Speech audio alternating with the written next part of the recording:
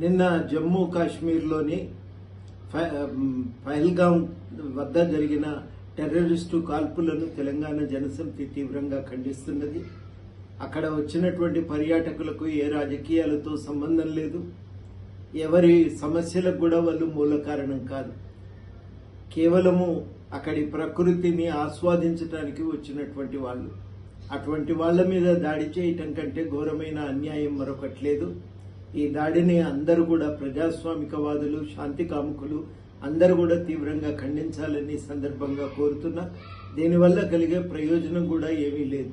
ఏ సంబంధము లేని సాధారణ ప్రజలను చంపటం ఏ రాజకీయ లక్ష్యాల సాధన కూడా దోహదపడేటువంటి చర్య కాదు.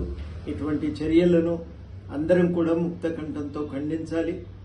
తప్పనిసరిగా ఇప్పుడు ఉన్న ఈ పరిస్థితుల్లో మరి కాశ్మీర్లో చిక్కుకున్న పర్యాటకులు వెనక్కి రావడానికి కేంద్ర ప్రభుత్వం తక్షణం చర్యలు తీసుకోవాలి. సాధారణమైన ప్రజలు కాశ్మీర్ను చూద్దామని వెళ్లి ఇవాళ అక్కడ చిక్కుకుపోయారు. వాళ్ళందరూ కూడా ప్రశాంతంగా వెనక్కి తిరిగి రావడానికి కేంద్ర ప్రభుత్వం తగు ప్రయాణ సౌకర్యాలను కల్పించాలని, విమానాలను ఏర్పాటు చేయాలని ఈ సందర్భంగా కోరుతూ టెర్రరిస్టు దాడులను ముక్త కంఠంతో ఖండిద్దాం. ప్రజాస్వామ్య పరిరక్షణకు, శాంతి పరిరక్షణకు పూనుకుందాం.